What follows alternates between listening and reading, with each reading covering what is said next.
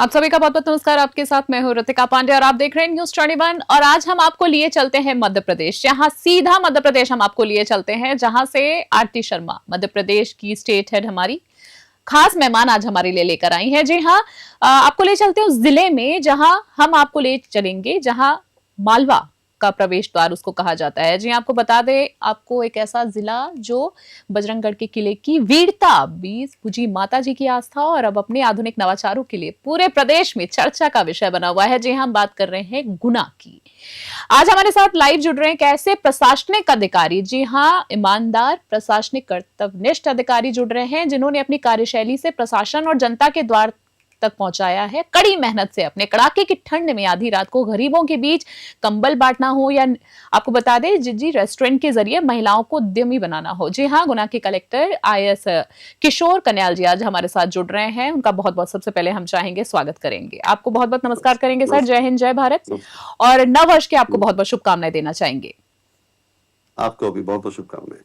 सबसे पहले तो आपको बहुत बहुत धन्यवाद देना चाहेंगे अपना बहुमूल्य समय देने के लिए। सीधा हम आपसे जानना चाहेंगे सर किशोर जी, नवाचार की अगर हम बात करें, नवाचार जिज्जी रेस्टोरेंट की अगर हम बात करें सर आपसे, तो जिज्जी रेस्टोरेंट का जो कॉन्सेप्ट है आज पूरे देश और प्रदेश के लिए एक मॉडल बन गया है। काफी इसमें आपकी कड़ी मेहनत रही, तो इस पहल के पीछे आपकी क्या सोच थी?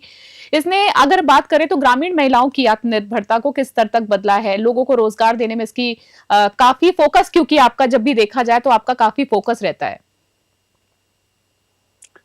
ये एक बहुत अच्छा एग्जाम्पल है जिसमें जिला पंचायत और आजीविका मिशन के माध्यम से हमने आजीविका SHG ग्रुप्स को काफी स्ट्रॉन्ग किया है। एक ऐसा प्लेस डेवलप किया है जिसमें हमारी SHG ग्रुप्स न केवल रेस्टोरेंट चलाती हैं, वो एक मार्ट भी चलाती हैं और साथ में वहाँ पे गेमिंग भी होता है। जी। तो तीनों जरिए तीनों अलग अलग कॉन्सेप्ट है जो अलग तीन SHG ग्रुप करते हैं और it's a very good concept जिसमें काफी ज्यादा पॉपुलरिटी गेन हो रहा है एंड एक बहुत अच्छा एक सोर्स ऑफ इनकम सबके लिए है। जी जी जी, बिल्कुल। अगर जैसे हम बात करें कृषि और कुम्भराज मंडी की, अगर हम बात करें, जैसे कि हम पहले जान ही चुके हैं, अगर मैं बात करूं गुलाब की खेती की, अगर मैं बात करूं जिस तरीके से विजुअल में हम देख पा रहे हैं, अमरूद की खेती हो गई, अंगूर हो गए, एप्पल की, तो काफी चर्चा का विषय बना है। प्रदेश के बाहर भी काफी चर्चाएं हो रही हैं। तो किसानों को अंतर्राष्ट्रीय बाजार और बेहतर तकनीक पॉली हाउस से जोड़ने के लिए प्रशासन और क्या नए कदम उठा रहा है? आपकी काफी एक पहल रहती है क्योंकि इसको लेकर बेसिकली हम लोग विकसित भारत विजन 2047 उसकी परिकल्पना को अभी वर्तमान में साकार करने का प्रयास कर रहे हैं। जैसे हम सभी जानते हैं कि हमें 8 टाइम्स अपनी इकोनॉमी को ग्रो करना है यदि हमको 2047 में विकसित भारत बनना है। तो हम लोगों ने अभी जो हमारी वर्तमान इकोनॉमी है, विशेष रूप से जैसे गुना में गुलाबों की खेती, उसमें एवरेज 1 एकड़ में 15 लाख रुपए तक का एवरेज इनकम हमारे किसान लोग कमा रहे हैं और इसमें काफी पढ़े लिखे किसान इसमें काम कर रहे हैं जो B.Tech M.Tech भी है। इसी प्रकार हमने अमरूदों की जो खेती यहाँ पे शुरू की है उसमें भी 1 एकड़ में लगभग 8 लाख रुपए लोग कमा रहे हैं। तो ये एक ऐसा अभियान है जिसको हम प्रचार प्रसार के माध्यम से इसको बढ़ा रहे हैं ताकि हमारे किसानों की इनकम कई गुना आगे अभी की स्थिति में हो, ताकि विकसित भारत की जो थीम 8 टाइम्स इनकम वो हम अभी प्राप्त करना चाहते हैं। बिल्कुल, आपका रोजगार के प्रति हमेशा बढ़ावा हमेशा से हम देखते ही रहते हैं सर। ये बहुत ही सराहनीय कदम हम कहेंगे। आपसे आगे से जानना चाहूंगी कि सहरिया जनजाति का उत्थान अगर मैं बात करूं तो गुना में सहरिया जनजाति बड़ी एक आबादी है। उनकी संस्कृति को बचाते हुए उन्हें शिक्षा और मुख्यधारा के विकास से जोड़ने के लिए आपकी अब क्या प्राथमिकताएं हैं? देखिए, SHG ग्रुप के माध्यम से भी उनको हमने जोड़ा है और ये जो जिज्जी की पंचायत का कॉन्सेप्ट है इसमें हमारी शहरी आदिवासी महिलाएं भी इसमें जुड़ी हुई हैं। इसी प्रकार जब हम लोग ग्रामीण क्षेत्र में बात करते हैं, जैसे हमारा एक बमोरी क्षेत्र है जी सर। तो वहां पर हमारे काफी आदिवासी जो विशेष रूप से सहरिया जनजाति के लोग रहते हैं। तो हम लोगों ने उनको ऐसा जैसे SHG ग्रुप जैसे दीदियों के नाम से जो हमारी लखपति दीदियां हैं उनको बनाने की थीम को लेकर हम आगे बढ़ रहे हैं। हमने इनफैक्ट लास्ट ईयर ही 5,000 से बढ़ाकर लगभग 48,000 महिलाओं को लखपति दीदी बनाया है। उसमें काफी शहरी आदिवासी भी है। तो ये एक प्रयास है कि सभी लेवल पे सभी लोगों को इसका एक विकास का एक मुद्दा मिले, एक राह मिले और वो आगे बढ़ते रहे। बेहद ही खूबसूरत एक पहल हम कहेंगे इसको।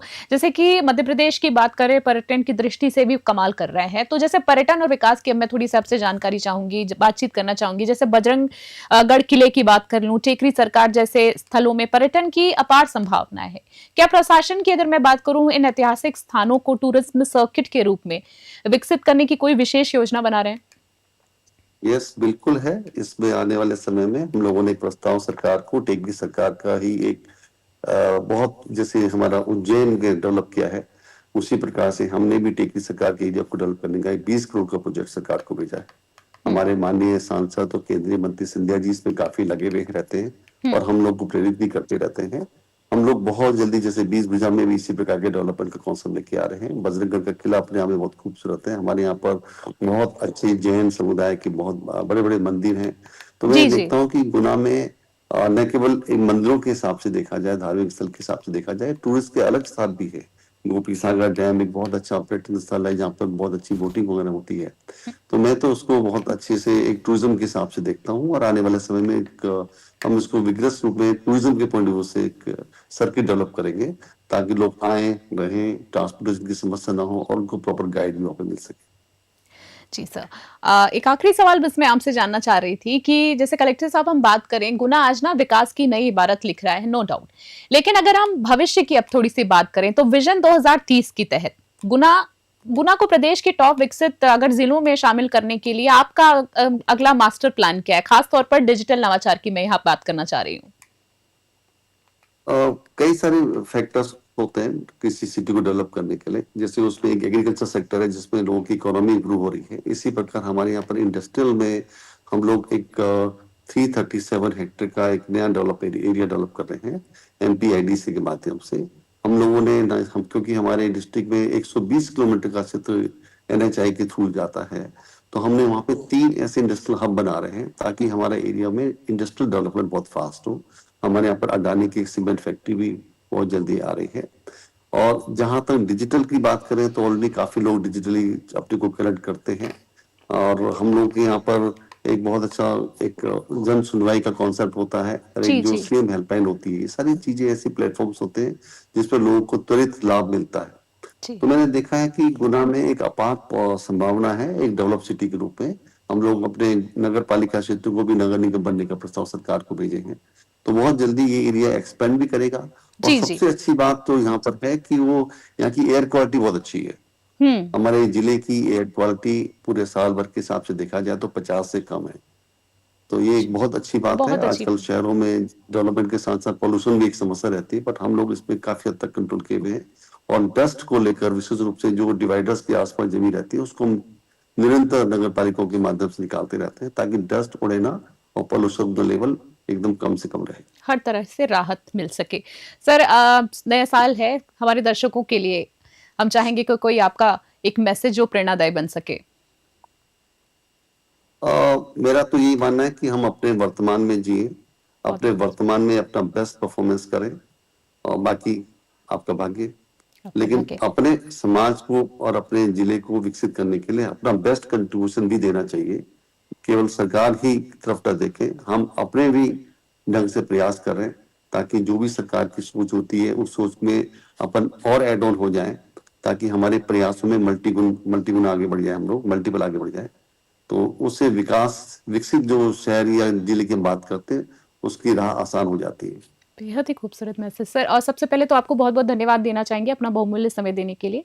आपको नववर्ष की, थैंक आपके यू, पूरे थैंक परिवार यू, को, टीम को शुभकामनाएँ। बहुत-बहुत धन्यवाद। स्वस्थ थैंक रहें, कुशल-मंगल रहें। फिर किसी चर्चा में आपसे ज़रूर मुलाकात होगी सर। बहुत-बहुत धन्यवाद आपका। जय हिंद, थैंक जय यू, भारत। तो थैंक यू, आज मध्य थैंक प्रदेश की स्टेट हेड आरती शर्मा लेकर आई थीं आज हमारे बीच बहुत ही खास मेहमान। धन्यवाद देना चाहेंगे कलेक्टर साहब को, उन्होंने अपना बहुमूल्य समय दिया। कलेक्टर साहब की अगर हम बात करें तो विकास का रोड मैप उन्होंने साझा किया।